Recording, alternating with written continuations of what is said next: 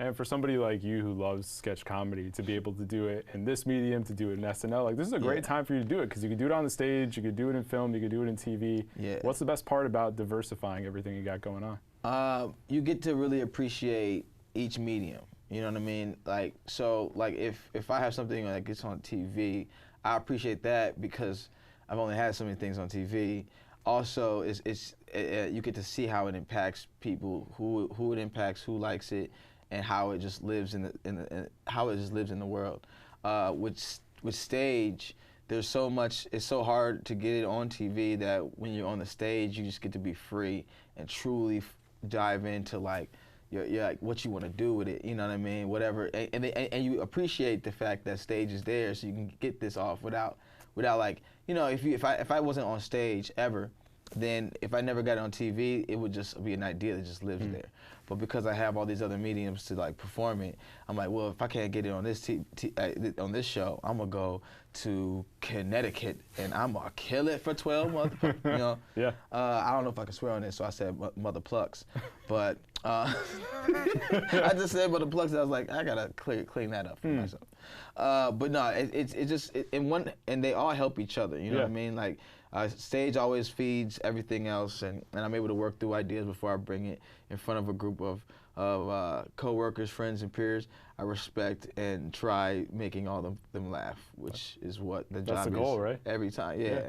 100%. So it's fun, you know what I mean? It's like, it feels like what my closest metaphor I could think of is like somebody playing in the NBA, but then on the off season they play with &1, and they're like, oh, I can just have fun and do more things. Right. You know what I mean? I can be a little bit more creative. There's some more flow here. It's like I kind of do my own ISO thing. I don't have to worry about the team. I can roll on my back and no one's gonna. Nobody would complain at all.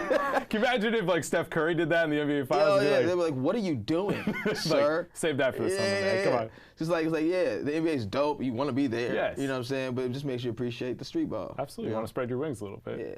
So you were telling me off camera you're a comedy nerd. So I've read stories about you listening to Pryor, big Eddie Murphy guy. Yeah. When did you realize you're really a comedy nerd, though? When I realized I was a comedy nerd is when I took improv and didn't stop taking improv. And when was that? That was I was 23. So, I hate doing these years things. Because I'm always wrong. Maybe so early 20s. Early. Okay. Yeah. But like, see, I'm really bad at math. Somebody's gonna be like, oh, that's not what that. Like Chris, no, that's actually not the year. Yeah, that's not the year. It's my life. Let me just roll with it. Please leave. Who are you anyway? But when I went to try improv at Second City for the first time, and I saw a bunch of grown people in there just whooshing around like I'm a tree. It looked so stupid, and but it felt so dope.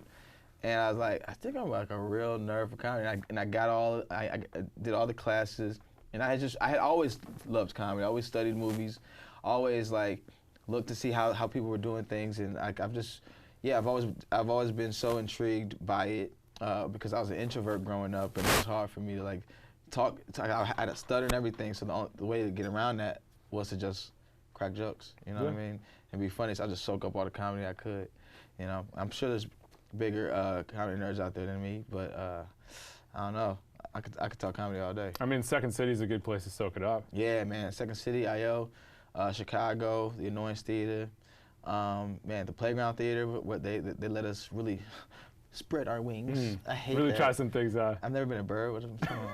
But no, they really were the first. That's the first theater that kind of let us do experimental stuff, and just like I didn't have a name in the city at all. I was just a guy trying to do it that used to rap. You know what I mean? That's right. And so they really let between that whole community was like very beneficial for what I do now. You know. Definitely. I mean, things have obviously worked out. But do you ever wonder about what the rap game would have looked like if you had kept doing that?